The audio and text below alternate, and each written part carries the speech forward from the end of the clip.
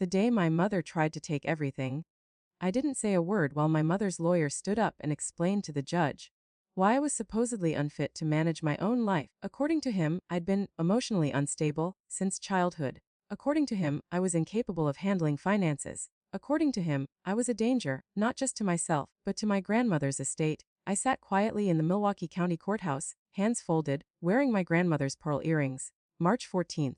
Cold morning. Hardwood benches. The kind of courtroom where every cough sounds too loud. The judge listened patiently. She was older, silver-haired, glasses low on her nose.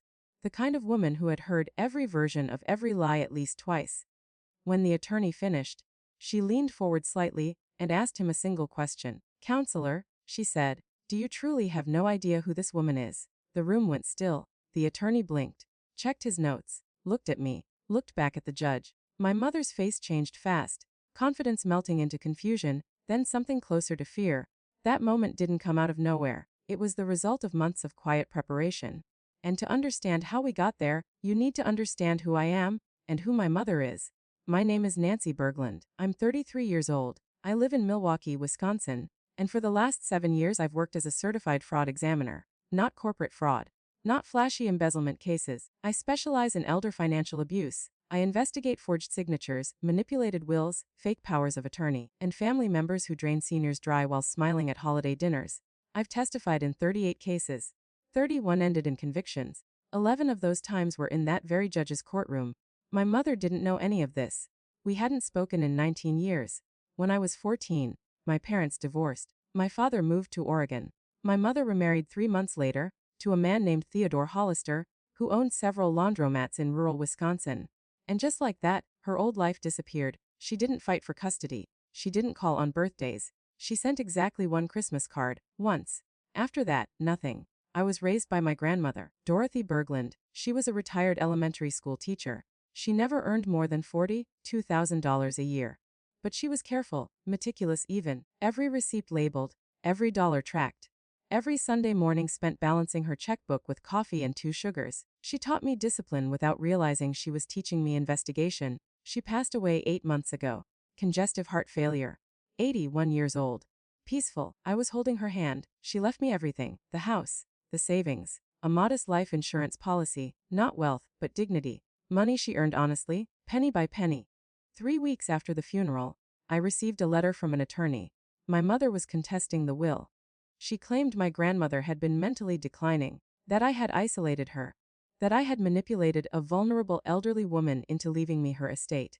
The irony would have been funny if it hadn't been dangerous, because my mother didn't stop there. She petitioned the court to have me declared mentally incompetent. She wanted a conservatorship, and she volunteered herself as the conservator. Her evidence: therapy records from when I was 14, notes from a school counselor documenting depression after abandonment, normal reactions twisted into proof of lifelong instability. She even included a statement from my stepsister, someone who hadn't seen me since she was 9. Once a petition like that is filed, reality doesn't matter. The process starts anyway. I had to hire a lawyer. I had to appear in court. I had to prove I wasn't crazy. And while all that was happening, my professional life froze. My firm put me on administrative review. My boss believed me, but liability is liability. You can't have an expert witness whose competence is being questioned. 7 years of reputation, paused with one filing. That's when I realized something else was happening. My mother and her husband were broke, failing businesses, second mortgage, maxed out credit cards. This wasn't about family, it was about survival. And if they were desperate enough to destroy me publicly, I knew they were hiding something worse. So I did what I always do. I followed the numbers, and what I found would change everything. In the next part, I uncover the first financial crack, 7 withdrawals, 1 familiar name, and proof that my mother wasn't accusing me of elder abuse, she was covering up her own. 7 withdrawals and a lie that didn't hold.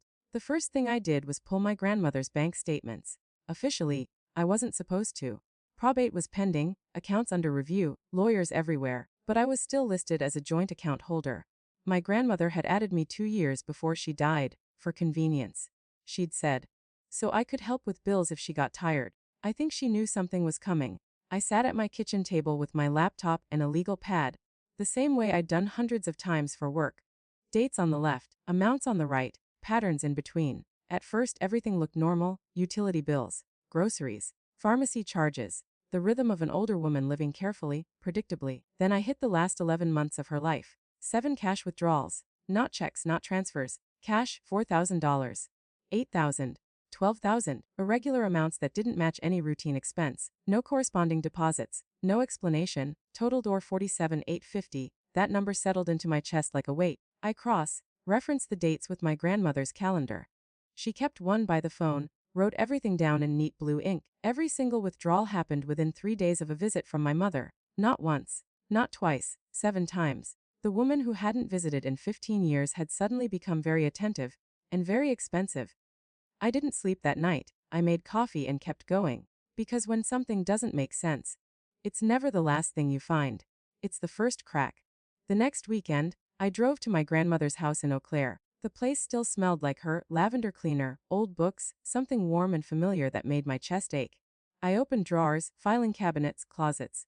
I wasn't snooping. I was reconstructing. At first, I thought the missing paperwork was cognitive decline. Envelopes out of order. Statements mixed together. Then I realized it wasn't random. Someone had been helping things disappear. I nearly gave up before I remembered the safe deposit box. She'd added me years ago, after a neighbor's house was broken into. I'd helped her store some jewelry. I hadn't thought about it since. The bank vault was cold and quiet. The kind of quiet that presses in on you. Inside the box were the things I expected: her wedding ring, savings bonds, documents. And one thing I didn't: a brown leather journal. The first entry was dated 14 months before her death. I sat on the little metal bench and started reading. At first, it was hopeful. My mother had called, apologized, said she wanted to reconnect. My grandmother wrote that she didn't trust it, but maybe people changed. Then the tone shifted. August. My mother needed money for an emergency. $2,000, October, medical bills. $4,000, December, papers to help manage finances. My grandmother wrote that it was a bad day, that her mind felt foggy, that she wasn't sure what she had signed. 2 weeks later, she had a good day. She realized the papers were a power of attorney. She wrote that she was ashamed to tell me she'd been tricked by her own daughter, afraid I'd see her as weak. So instead, she documented everything, every visit, every lie, every withdrawal. The last entry was addressed to me. She wrote that she knew my mother would come for the money after she was gone, that she wanted me to have proof, that she believed I was strong enough to fight. I cried right there in the vault. 20 minutes. Quiet, shaking sobs I hadn't allowed myself since the funeral. Then I wiped my face and did what I do best. I examined the power of attorney. The signature was real. My grandmother's handwriting, shaky but authentic. The notarization wasn't. The stamp belonged to a notary who'd retired 5 years earlier. The document was dated last year. It wasn't just unethical, it was a felony. I went deeper. Background checks, property records, old estates. That's when Theodore Hollister's name started repeating itself in places it shouldn't. His first wife's estate, questions, no charges. His mother's estate, money missing, no clear explanation, same pattern, different victims. My mother hadn't married a desperate man, she'd married a professional. The next morning, I called my attorney and laid everything out. She didn't interrupt, didn't gasp, just listened. When I finished, she said, "This isn't a probate dispute anymore." She was right. This was elder exploitation, wire fraud, a pattern. But I didn't want to rush it. I wanted them confident, comfortable, certain they were winning. So we filed the blandest response imaginable: denials. No evidence, no accusations, nothing to warn them. They took the bait. My deposition was scheduled 2 weeks later, and I gave them exactly what they expected: a quiet woman. Short answers. No fight. My mother watched on video, smiling by the end. She thought I was broken. She had no idea I was performing. Because the most dangerous thing in a courtroom isn't anger. It's patience. In the next part, an unexpected message changes everything, and my mother's own stepdaughter decides she doesn't want to lie anymore. The witness they never expected. The message came through my attorney on a Tuesday afternoon. Merlin Hollister wanted to meet. I stared at the email for a long time before responding. Merlin was my stepsister, Theodore's daughter from his first marriage. The same woman who had signed a statement saying I was unstable. The same woman my mother had used to reinforce her story. My attorney advised against it immediately. It could be a trap, she said. Anything you say could be twisted. She wasn't wrong. But something had been bothering me since the deposition. When Theodore's name had come up on screen, Merlin's jaw tightened. When my mother laughed at one of the lawyer's jokes, Merlin looked away. Not embarrassed, resentful. There was fear there, or exhaustion. I agreed to meet her. Neutral ground. A coffee shop halfway between Milwaukee and Eau Claire. Merlin arrived early. She looked smaller than I remembered. Thin, tense, dark circles under her eyes. She ordered black coffee and didn't touch it. She didn't waste time. "I'm sorry," she said. "About the statement, I didn't write it." I asked her why she signed it. She stared at the table for a long moment before answering. "My dad told me to." That wasn't surprising. What came next was, she told me about Theodore's mother. Geraldine Hollister had died in 2017. She'd been living in a nursing home in Pennsylvania. Advanced dementia. She couldn't remember her own name most days. Theodore had power of attorney. When Geraldine died, there was almost nothing left. No savings. No house. Theodore said the nursing home had taken everything. Merlin said she believed him, at first. She was 21. She didn't know how the numbers were supposed to look.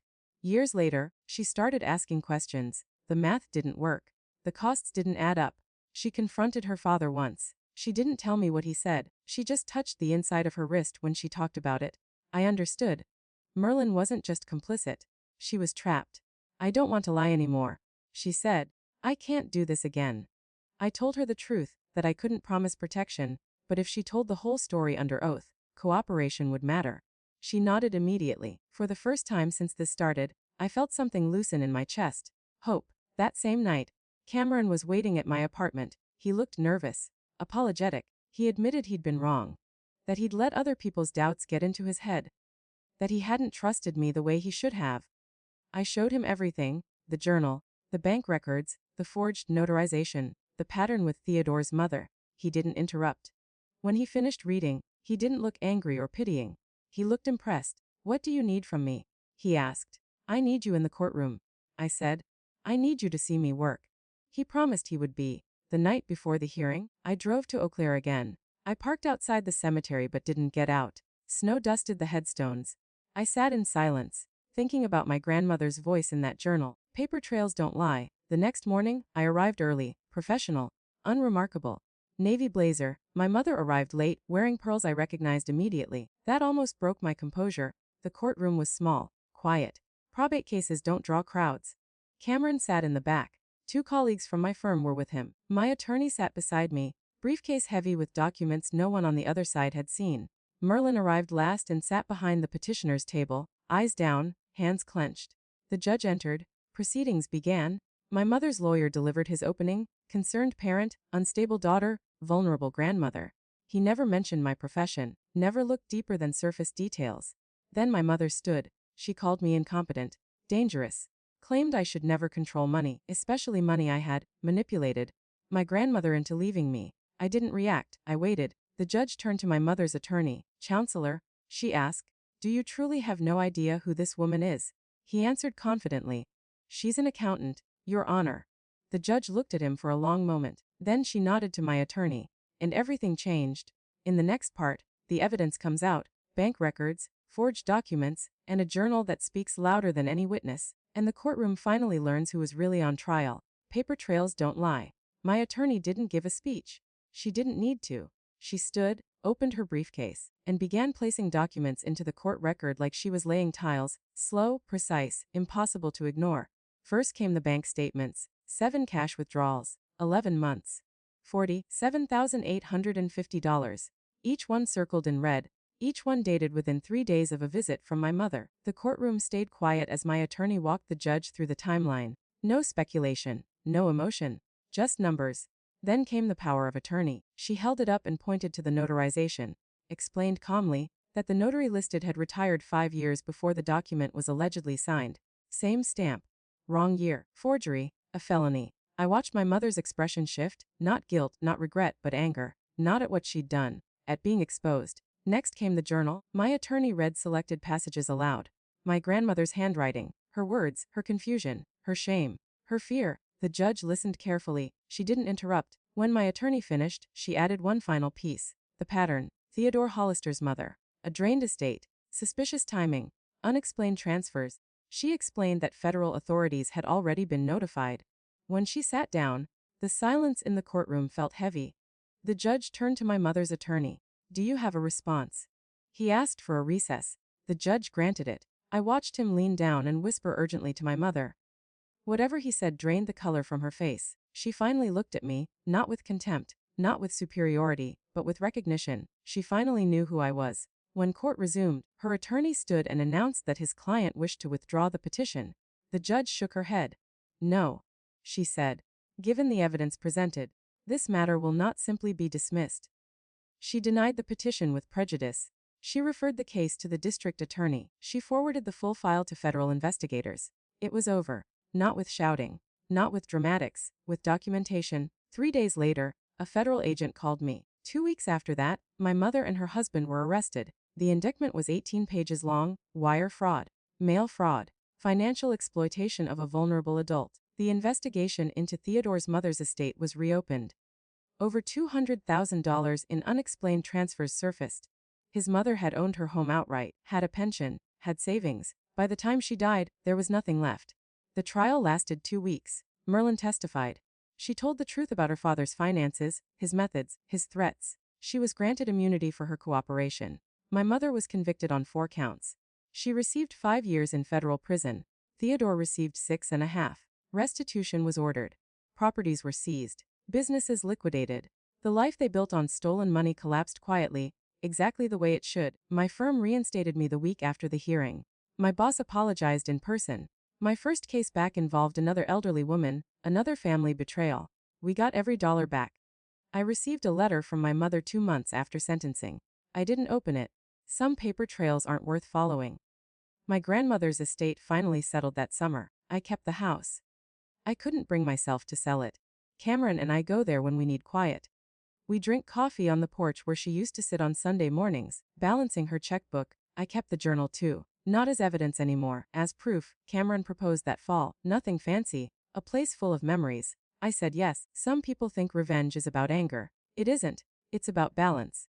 It's about making sure people who believe they can take whatever they want eventually meet someone who knows how to document exactly what they did. My mother thought I was weak because I was quiet. She forgot I was raised by a woman who kept receipts.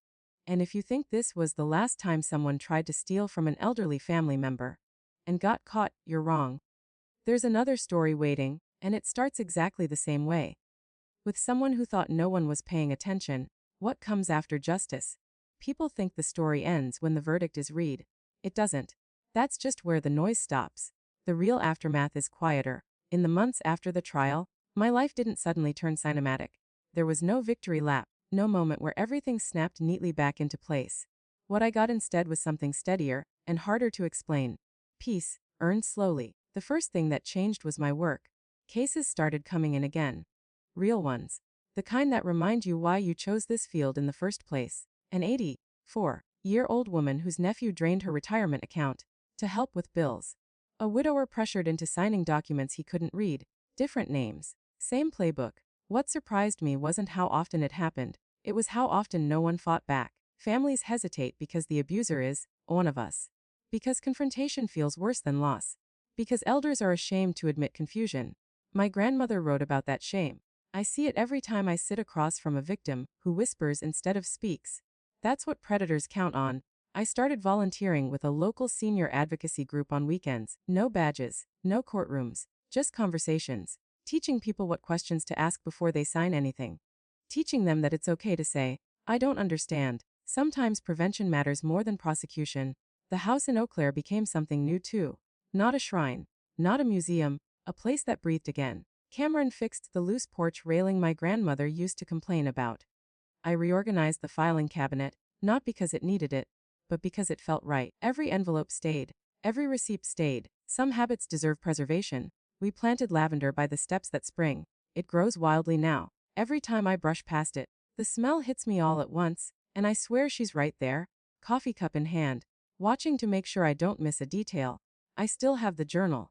I don't read it often, but when a case feels heavy, when the system moves too slowly, when someone asks me how I stay calm in court, I remember her handwriting, clear, patient, determined. My mother tried to contact me once more, a letter through her attorney. Shorter this time, less dramatic, still centered on her pain.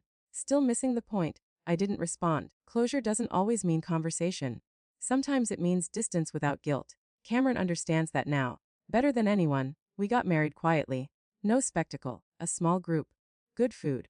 Honest laughter. No empty speeches about forgiveness. Just people who knew what we'd survived and respected what we didn't need to explain. On our honeymoon, he asked me something unexpected. If this had gone differently, he said, if you hadn't found the journal, do you think you still would have fought? I didn't answer right away, because the truth is uncomfortable. I might not have. Not because I wasn't capable, but because doubt works like erosion. Slowly. Invisibly. By the time you notice it, the ground has already shifted. That's what my grandmother protected me from. Not just theft. Doubt. She didn't just leave me money. She left me proof. Proof that patience matters. That documentation matters. That quiet people aren't weak, they're observant. Every time I testify now, I carry that with me. I don't raise my voice. I don't dramatize. I let the numbers speak. They always do. And sometimes, after a hearing, a judge or an attorney pulls me aside and asks how I stay so composed. I smile and tell them the truth. I was raised by a woman who balanced her checkbook every Sunday. I say, you learn a lot watching someone who never assumes the world will be fair. Justice isn't loud, it's methodical. It shows up with receipts. And if you think this story is rare, if you think this kind of betrayal doesn't happen quietly in families every day, then the next case on my desk might change your mind. Because this wasn't the first time someone underestimated a woman who keeps records, and it won't be the last.